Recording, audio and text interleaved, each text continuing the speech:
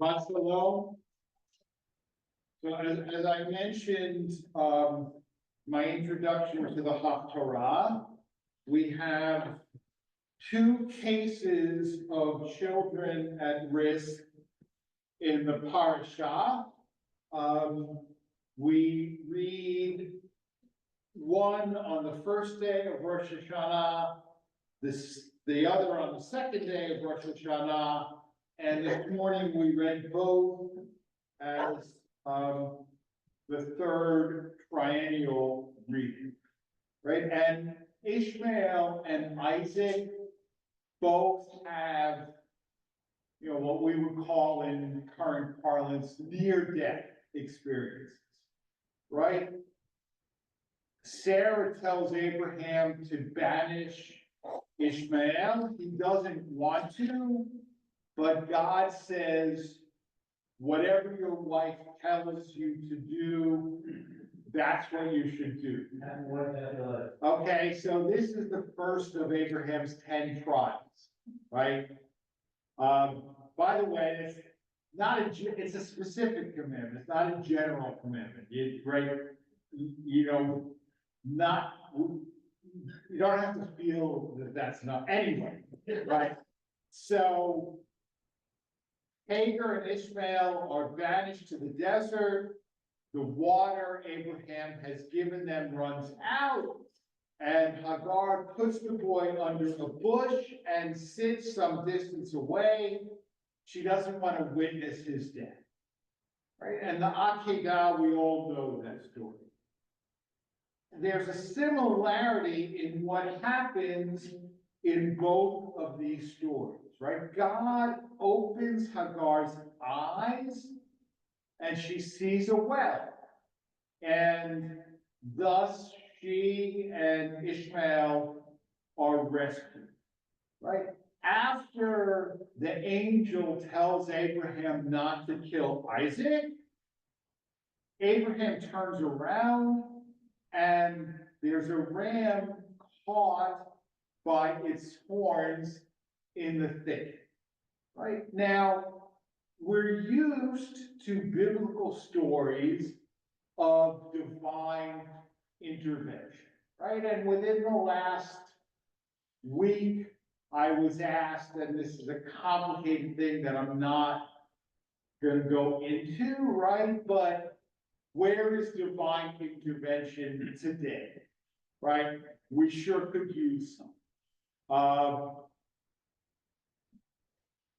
But in the Bible is full of stories of divine intervention. But what's striking here is that the divine intervention consisted of what? Allowing both Hagar and Abraham to see what was there all along, right? The well was always there, right? She didn't have to go and say, I can't watch him die. The well was there all along. It's not that God miraculously created the well. The well was there, but God opened her eyes and she was able to see it when she couldn't see it before. And similarly, the ram was always there. In fact, there's a wonderful midrash about the 10 things that were created Ben Ha'arbayim, twilight right before the first Shabbat. Okay, I don't remember all 10 things, but one of them was the first pair of tongs, right? Why the first pair of tongs?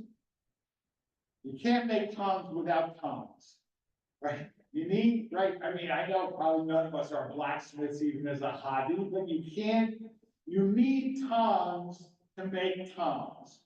So, right, so the first pair of tongs was created by God miraculously, Ben Ha'arbayim, and the last thing that was created by God miraculously, Ben Ha'arbayim, right before the first Shabbat, was the ram of the Akedah.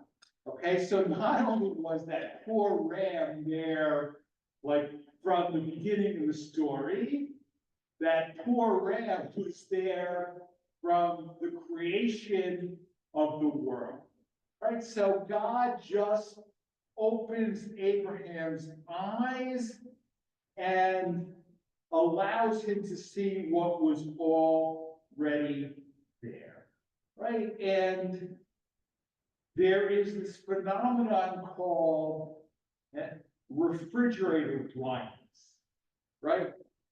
You open up the refrigerator, you know it's there, but you can't find it, right? So, right, and it's mostly men who suffer from refrigerator blindness. And I think, but anyway, right, but the other thing, and I, I ignore this at my peril, okay, but nobody wants to proofread what I write at 8 o'clock Wednesday morning or at 8 o'clock Friday morning, right? But you should never proofread your own stuff, right? Why? Because you see what you expect to be there rather than what's actually there, right? Vision is both physical and it's intellectual, right? My friend, Rabbi Steve Sager, who passed away a couple of years ago, I heard him once tell a story, and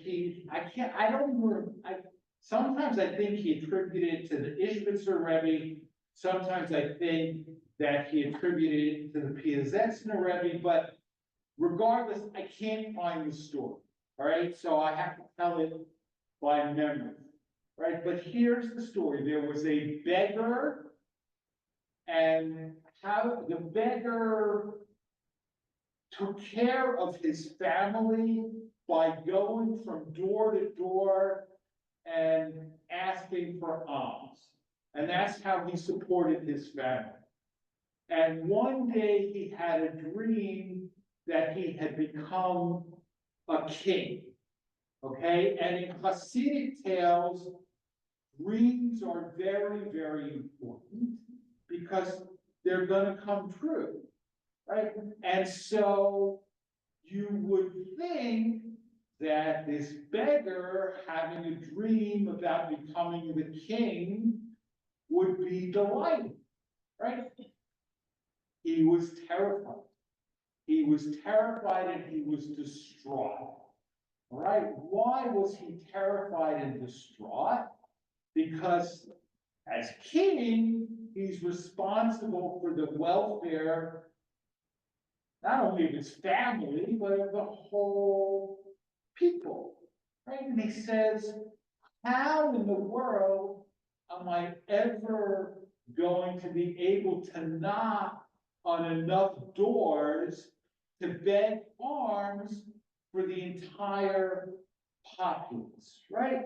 We're so narrowed by our own worldview that we can't imagine a different alternative or a different possibility, right? And this narrowness, right, is the word Mitzrayim, the Hebrew word for Egypt, means the narrow place, right? And again, Mitzrayim doesn't have to be physical, it can be psychological, right? And we are so, like, we can't imagine a world that would be different, right? It's a kind of learned helplessness.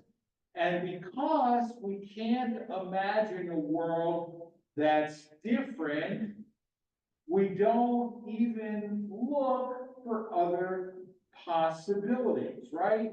So how is it that the well was there all along, but Hagar couldn't see it? The ram was there all along, but Abraham couldn't see it, right? right? They had sight, but they had no vision.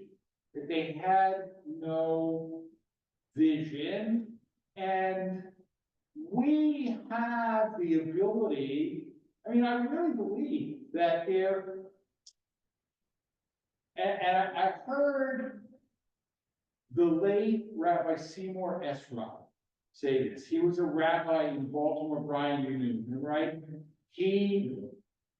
When I was installed as in my first congregation in York, Pennsylvania, Rabbi Esra was the president of the RA at that time. I asked him to be the installing officer, and he said, there is no problem that we face that cannot be solved unless there's a failure of vision or a failure of will. Right? And I absolutely believe that, right? Every problem that we face as a country, as a world, but even as a congregation, right?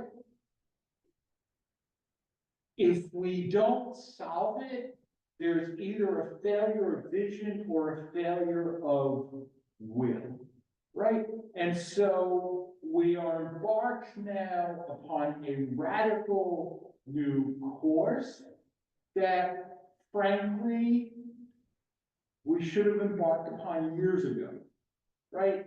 And many of us know that now, but some of us knew that then, right?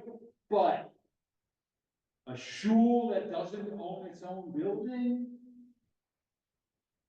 how can that be, right? And you know, I quoted this article before, but Charlotte sent me an article a few weeks ago, right? We're not the first, and we won't be the last, right? And these opportunities, these alternatives have been there all along, right? You want to call it God, you want to call it impending bankruptcy, the same thing, right?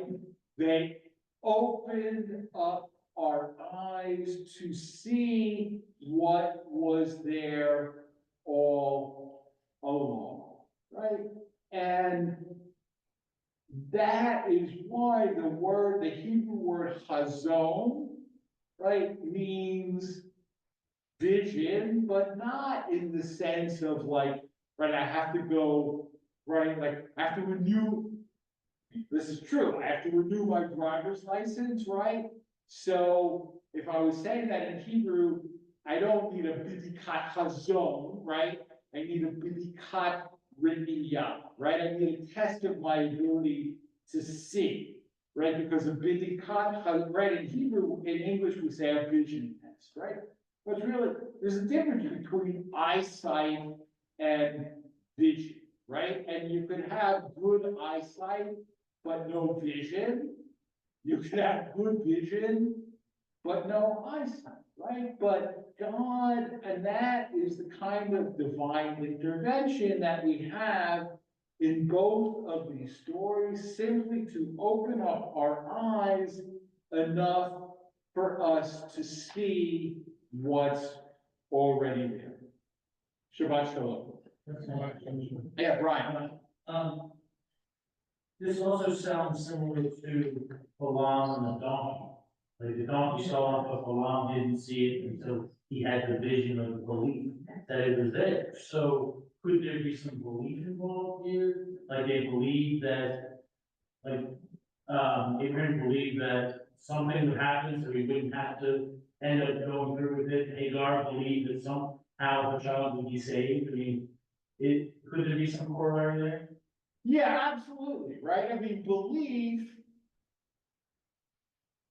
right? Belief in the sense of because you have belief, you're able to take action, right? And that's what I mean by learned helplessness, right? If you don't believe that any alternative is possible, then you won't even look for it, right? Whatever that may be, right? I mean, you know, a woman who is the victim of domestic abuse, right? Doesn't believe that it's possible to exit that situation, right? Doesn't believe that it's possible for her to have a life free of domestic abuse, right? So she doesn't even consider the possibility of leaving, right? That, so in this case, right, because, you know, and again, this is complicated, but most of us don't believe that God will directly intervene in a miraculous way, right? That was in the Bible, it's not anymore, right? But the divine intervention that takes the place of believing that the problem could have a solution, and therefore having the vision and the courage, right? Remember what I said about Rabbi Ezra. Failure of vision or of will, right? So belief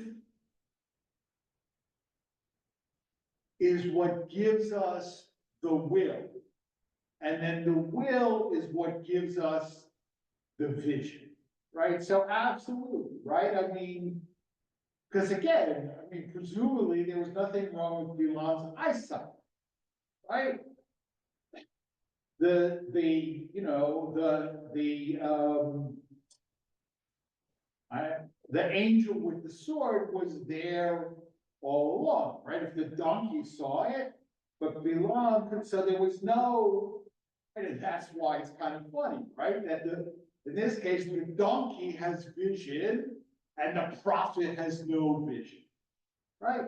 So, yeah, The craziest thought I think I've ever had, and we quite a lot of. that's saying something, yeah. Yeah, it is, and we quite a lot of mission people, but the thought occurs to me, God gave humankind free will.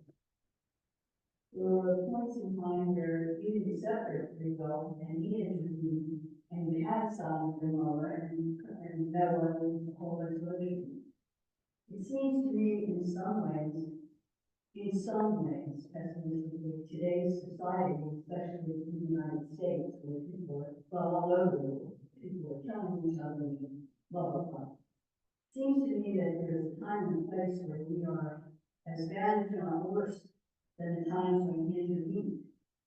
And I just wonder, from a biblical standpoint, using the words you just used, it used to be the biblical reference, God did intervene, sent an angel or an emissary or whatever. Any thoughts on why he's allowed us to get, not just the United States, not helping just Trump, Right. on the whole world. And just before you get to that, I wish I could sing, and I wish I had better memory. But I believe it was a Kingston trio years and years and years ago in the early 60s, where it had this song that was so relevant today, and it has to do long-term members, and the polls take the checks, and so-and-so, and the whole world was at issue with each other. Very famous song, so I don't know the album. But anyway, your thoughts on that, or not really listening? Well, no, I mean, look. I mean, greater scholars than I have, you know, thought about this and written books, right? I mean, and they've approached it in slightly different ways, right? Harold Kushner, when bad things happen to good people, right? Is that human freedom, right? If God, in other words, God would have the ability to intervene, but it's not that God sits there and says, I'm not done. It's that God created the world in such a way that even God can't intervene anymore, because otherwise it's an intervention on human freedom, right? I mean, the results, right? And again, some people, maybe even some people here are happy with the election results. I don't assume necessarily that, but, right, why did the election results happen the way they did? Because free people, in their own free will, made a decision that this is what they want, right? Many others of us think that that was a bad choice, right? But it doesn't matter, right? Freedom, just like free speech isn't free speech if it means that I support the right of people to freely say things that I agree with, right? I support the right of people to freely say things that I find absolutely disgusting, right? Unless they're imminent incitement to violence, or, unless slander, defamation, whatever, right? And that's why I find myself sometimes at odds with the organized Jewish community, right? Because certain things which are said are absolutely abhorrent, but free speech is not free speech if people don't have the right to say things that you find abhorrent, right? And democracy is not democracy. I mean, that's Russian style democracy, right? You can choose among these two candidates which have been pre-approved by the party, right? No, that's not the way we do it in here, right? You can choose among these candidates, some of whom are great, some of whom are acceptable, some of whom are terrible, right? But if you don't have the right to vote for, and the ability to vote, right, that's the way the universe is, right? Or, conversely, I mean, so if you don't like it that way, then look, and then I'm gonna wind up, because now, like, I have freely spoken too long in the services, right? But the work of Rabbi Irving Yitz Greenberg, right? Who's an Orthodox rabbi, and he says that the relationship between God and humanity is like that of a parent and a child, or if you prefer, a teacher and a student, right? I mean, I have no doubt that you had many instances in your career where you saw students making a mistake or about to make a mistake, and it's painful, right? But how are they going to learn? How are they going to learn if you're all the time intervening and preventing them from making mistakes, right? And same with us, right? If God intervenes because we're making a mistake, we don't learn. I would posit that we don't learn anyway, but we have, this is what Rabbi Greenberg says. We really got to. Just to clarify, I wasn't coming, I said it's not just absurd. I'm talking world situations in humanity, not just parallel. No, I understand that. I understand that, right? But why do we have global warming? God didn't create global warming. We did, right? Why do we have, and why are there diseases that we are unable to cure? Okay, and here I'm going to be provocative. There are diseases that we are unable to cure because for most of human history, we have devoted most of our resources to figuring out better and fancier and more efficient ways to kill each other, right? And if we had taken the ingenuity and the wealth that we had invested in figuring out better and more sophisticated ways to kill each other. And instead, we had devoted that ingenuity and that wealth into figuring out ways to cure disease, it would be done. Right? It's our fault. I don't mean right, but it's humanity, right? We are a certain way, and every problem that we have is our own fault. And we need the vision to fix it. But we don't have it. We don't have the vision, or we don't have the will. Shabbat Shalom.